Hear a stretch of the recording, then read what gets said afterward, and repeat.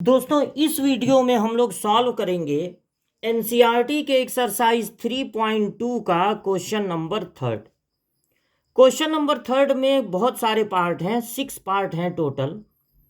और ये जो क्वेश्चन नंबर 3 है वो आपको सिखा देगा दो मैट्रिक्स का मल्टीप्लिकेशन, कि दो मैट्रिक्स का मल्टीप्लिकेशन कैसे होता है।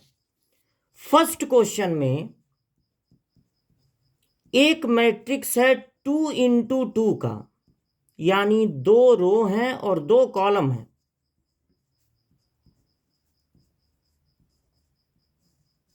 अब देखिए मैट्रिक्स का मल्टीप्लाई कैसे होता है। मैट्रिक्स का मल्टीप्लाई अगर आपको करना है तो ये जो मैट्रिक्स है सेकंड वाला, उसका 1/1 एक एक कॉलम आपको ले लेना है।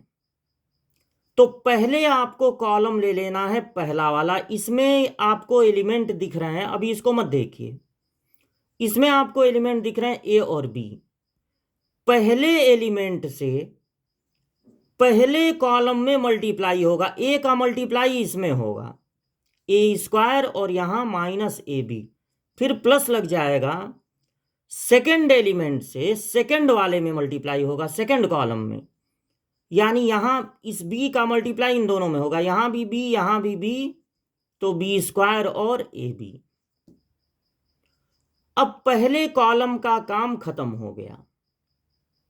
अब अलग लिखेंगे, दूसरा कॉलम ले लेंगे और अलग लिखेंगे। तो दूसरा कॉलम जब लेंगे तो वापस वही काम करेंगे जो पहले कॉलम के साथ किए थे। यानी क्या करेंगे, यहां पर हमको दो एलिमेंट दिख रहे हैं। पहले एलिमेंट -b से पहले कॉलम में मल्टीप्लाई होगा। इन दोनों में किसका मल्टीप्लाई होगा, -b का। तो -ab और यहां -b का मल्टीप्लाई प्लस हो जाएगा b²। फिर दूसरे एलिमेंट से दूसरे वाले कॉलम में मल्टीप्लाई होगा प्लस लगा के। तो दूसरा एलिमेंट क्या है, ए का मल्टीप्लाई इस कॉलम में होगा, यहां भी ए यहां भी ए, तो होगा ab और यहां ए का यानी a²।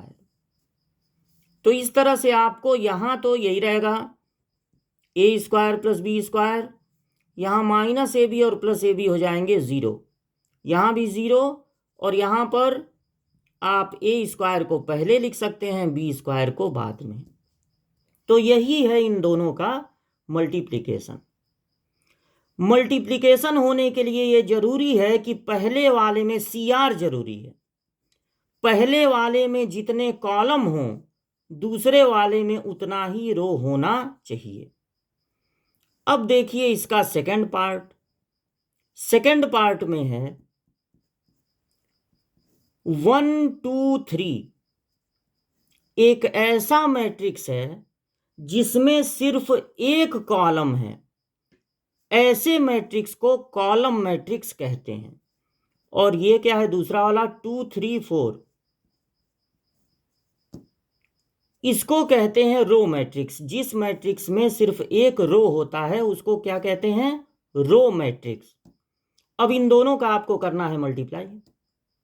कैसे होगा, यहां पर सेकंड वाले मैट्रिक्स में आपको 3 कॉलम दिख रहे हैं, तो 1/1 आपको एक एक कॉलम लेना है। जब दूसरा कॉलम लेंगे, पहला कॉलम लेके मल्टीप्लाई कर, जब दूसरा कॉलम लेंगे तो अलग लिखेंगे, मतलब ऐड करके नहीं लिखेंगे। जैसे यहां पर जब पहला कॉलम लिए थे तो ए से इसमें मल्टीप्लाई किए थे और प्लस लगा के बी से इसमें किए थे। फिर जब दूसरा कॉलम ले लिए तो अब जो है ये बीच में गैप हो गया, अब उसको अलग लिखे। मेरे अलग कहने का ये मतलब है कि अलग लिखेंगे।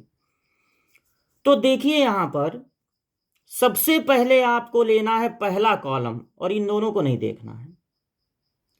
अब यहां पहले कॉलम में एक ही एलिमेंट है और यहां पर एक ही कॉलम है।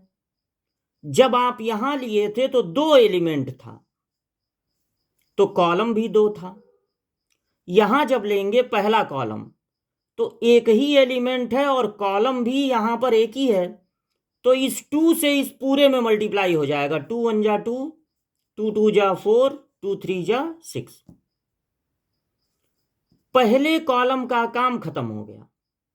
अब आप लेंगे ये दूसरा वाला कॉलम और अलग लिखेंगे, क्योंकि कॉलम बदल गया तो अब अलग लिखेंगे। इसमें प्लस करके नहीं लिखना है, जब कॉलम बदल जाएगा तो अलग लिखना है, ऐड करके नहीं लिखना है।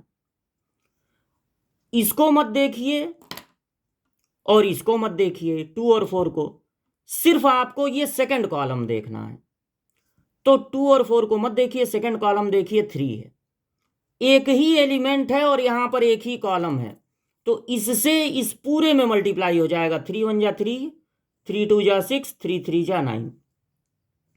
दूसरे कॉलम का काम भी खत्म हो गया। अब आप लेंगे तीसरा कॉलम और कॉलम चेंज कर रहे हैं तो अब अलग लिखेंगे, ऐड करके नहीं लिखेंगे। तो 4 बस एक एलिमेंट है और एक ही कॉलम है, तो इस एलिमेंट का इस कॉलम में मल्टीप्लाई हो जाएगा, यानी 4 का सब में। तो 4 1 जा 4, 4 2 जा 8, 4 3 जा 12। बस इतना ही काम आपको करना था। इन दोनों मैट्रिक्स को अगर ऐड करना होता तो ये ऐड नहीं हो पाते, क्योंकि इनका डिग्री, इनका जो ऑर्डर है, सॉरी, वो सेम नहीं है। ये सब्ट्रैक्ट नहीं हो पाते, लेकिन इनका मल्टीप्लाई हो गया, क्योंकि मल्टीप्लाई होने के लिए क्या जरूरी होता है? CR, यानी पहले वाले में जितना कॉलम हो एक ही है, दूसरे वाले में उतना ही रो होना चाहिए, वो भी एक ही है। एक कॉलम है एक रो है, तो मल्टीप्लाई पॉसिबल था और मल्टीप्लाई हो गया। अब जो है थर्ड क्वेश्चन, थर्ड पार्ट में एक 2 इंटू 2 का मैट्रिक्स है और एक 2 इंटू 3 का मैट्रिक्स है, और इन दोनों का मल्टीप्लाई करना है। तो देखिए, इसमें कॉलम कितने हैं? 2, और इसमें रो कितना है? 2, इसलिए इनका मल्टीप्लिकेशन पॉसिबल है। अब कैसे होगा मल्टीप्लाई? दूसरे वाले मैट्रिक्स का पहला कॉलम ले लीजिए, इनको मत देखिए। तो आपको दो एलिमेंट मिल रहे हैं, 1 और 2। पहले एलिमेंट से पहले कॉलम में मल्टीप्लाई होगा प्लस दूसरे एलिमेंट से दूसरे कॉलम में। तो अभी आप इसको नहीं देखेंगे, जो बाद के दो हैं इसको छुपा लीजिए, सिर्फ आपको दिख रहा है 1 2। तो 1 का मल्टीप्लाई पहले कॉलम में होगा, इन दोनों में 1 का होगा, फिर प्लस इस दूसरे एलिमेंट से दूसरे कॉलम में मल्टीप्लाई होगा, यानी -4 और 6। अब यही काम आपको बचे हुए दोनों के साथ 1 बाई 1 करना है, बचे हुए कॉलम के साथ। तो अब देखिए, दूसरा कॉलम ले लेंगे और अब अलग लिखेंगे, ऐड करके नहीं लिखेंगे। अब कॉलम बदल दिए तो अब अलग लिखेंगे। इस कॉलम में आपको दो एलिमेंट मिल रहे हैं, 2 और 3। 2 का मल्टीप्लाई पहले कॉलम में होगा, 2 1 जा 2, 2 2 जा 4, फिर प्लस लग जाएगा। और दूसरे एलिमेंट से दूसरे कॉलम में मल्टीप्लाई होगा, यानी 3 का मल्टीप्लाई इसमें होगा, 3 2 जा 6, 3 3 जा 9। जब माइनस है, दो साइन एक साथ आ रहे हैं, तो ब्रैकेट लगा लिया, मतलब लगा लिया जाता है। अब देखिए, इस कॉलम का काम खत्म हो गया। अब ये कॉलम, तो इस कॉलम में दो एलिमेंट मिल रहे हैं, 3 और 1। पहले एलिमेंट से पहले कॉलम में मल्टीप्लाई होगा, यानी पहले में 3 का मल्टीप्लाई होगा, 3 1 जा 3, 3 2 जा 6, और दूसरे एलिमेंट से दूसरे में होगा प्लस लगा के। तो दूसरा एलिमेंट 1 है, 1 का मल्टीप्लाई होगा तो -2 और 3 आएगा। तो यहां पर आपका हो गया 1 -4, 2 + 6, 2 - 6, माइनस हो जाएगा ना, प्लस माइनस, -4, इनको ऐड कर दीजिए 13। ये तो प्लस माइनस माइनस हो जाएगा तो 1 आएगा, और 3 और 6 हो जाएगा 9। इस तरह से इनका मल्टीप्लाई हो गया। ये था क्वेश्चन नंबर थर्ड का थर्ड पार्ट। अब आपको फोर्थ पार्ट बताया जाए। तो यहां पर एक 3 इंटू 3 का मैट्रिक्स है और उसमें 3 इंटू 3 के मैट्रिक्स से मल्टीप्लाई करना है।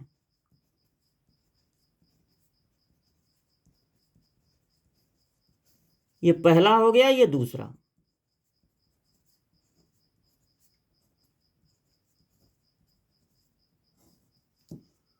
तो बिल्कुल उसी रूल से आप करते चले जाएंगे। क्या रूल है?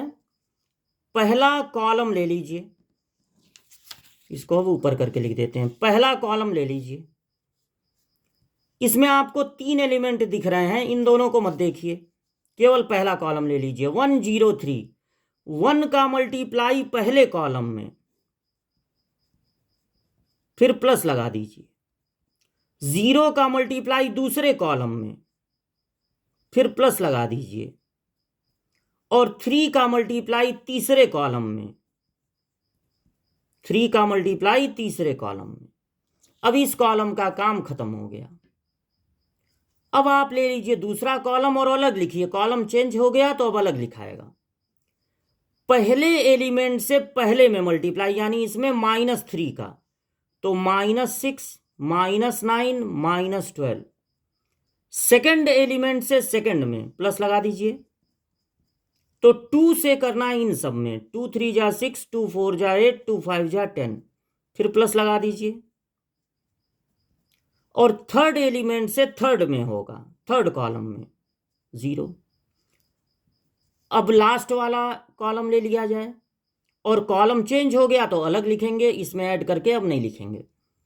5 का मल्टीप्लाई पहले कॉलम में, पहले एलिमेंट से पहले में, दूसरे एलिमेंट से दूसरे में, तीसरे एलिमेंट से तीसरे में। 5 का मल्टीप्लाई पहले में 10, 15, 20, प्लस लगा दीजिए।